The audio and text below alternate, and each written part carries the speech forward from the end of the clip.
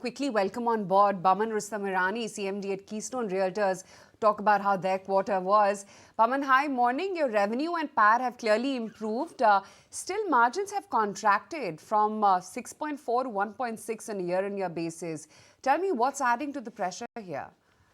So, Aman, thank you first of all having me on your show, and I'd like to state that we're very happy with the results of this quarter. Further, I'd like to state that the question that you put across to me is answered earlier as well, because we used to have a lot of legacy projects that we are completing now. And with this quarter and maybe early next quarter, we'll have finished most of the legacy projects. So you will see a big bump up, and all the earnings going forward will be as per our guidance, which is to be on a higher side.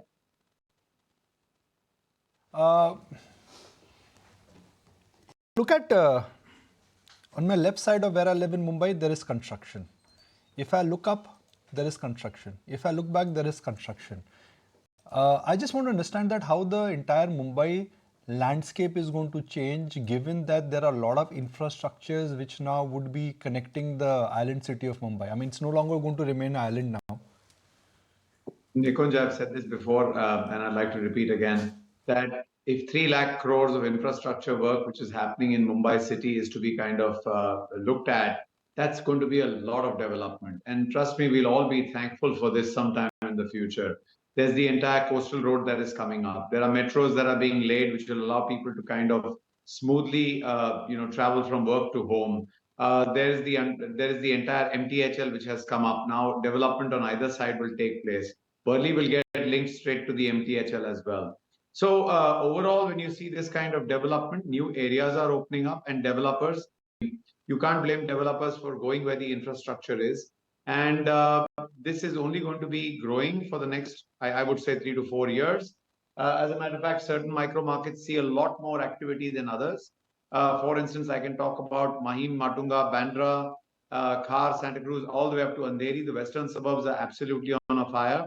And people are getting, or the city is undergoing a rejuvenation where old buildings are being removed and newer buildings are coming in. These are more environmentally friendly, better designed, better poised to kind of utilize the area that is available right now. Families are growing.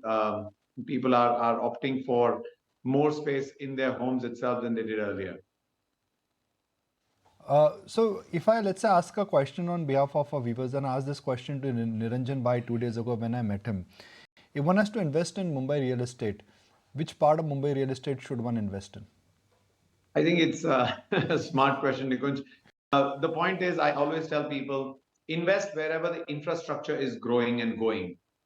Invest depending on your need. But most importantly, if you're a family man, invest in an area where there's going to be, a great surrounding created by way of hospitality, by way of education, by way of, entertainment. Basically, nodes are being developed in and around Mumbai. But more important than all of this, Nikunj, I would state that, and I'm sure Niranjan Bhai has also said, invest in properties that you would be happy to utilize yourself, whether it is now or in the future. Invest with developers who've got credibility, who've gone ahead and have a past record. And finally, invest in the type of development. And like I said, there are all kinds of automobiles, there are all kinds of developers. You will always find your thread and your tribe somewhere. So you'd like to invest in those which resonate with what exactly your life is all about. I'd like to give an example. The developments that we do nowadays, we understand that the speed of transport is constantly reducing in the city of Mumbai. So whenever we get a gated community, we kind of build in every sort of amenity, whether it be a great gym, a great club, some restauranting space, entertainment space. Everything is being created within that complex. So at least on a weekend, you decide not to step out of the perimeter of your development, you can still have a perfect life. Except if it is you want to go and shop, otherwise you can use Amazon for that as well. Okay, thank God we got that, squeezed that question in and got your take. But also I wanted to understand a little bit more about the recent acquisition that the company undertook, DB Realty subsidiary and the JV with Ajmera Realty. What kind of synergies are you expecting from these developments? What kind of visibility are they giving for your projects? So let me start off with the one that we did with Ajmera. It was quite simply put, an opportunity that we kind of stepped into. Ajmera and I identified an opportunity where an earlier developer had kind of left an unfinished project, and there is the change of product that we are planning out there. I cannot say more about it because we're still working on it, and it's a project which we'll be able to turn around faster, and we'll be able to utilize our synergies and collaborate better. And I've always said that.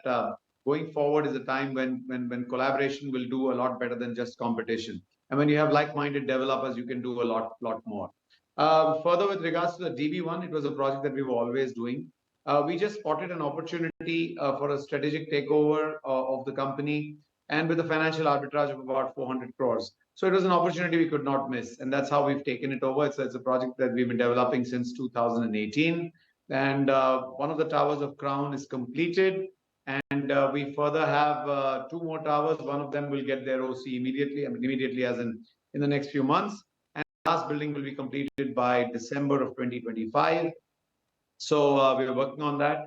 Further, I'd like to also state that within the same area, we've identified opportunities, and we've announced that we've taken on projects. And one of them is in Pedder Road itself. Sorry, I'm saying Pedder Road, Prabhadevi itself, where we plan to kind of continue the success that we've had with Crown. We've also, just to add, acquired properties of about 5,000 crores the last quarter, and this quarter we've acquired another 1,800 to 2,000 crores worth of GDV properties, which makes our acquisitions this year more than double of what we had acquired in all of last year, and we still have 2 months to go. And we've got some very interesting propositions coming up. All right, good to know. Thanks so much for joining in and giving us a heads up as to how things are shaping up for the company and, of course, the outlook for the sector as a whole. And in fact,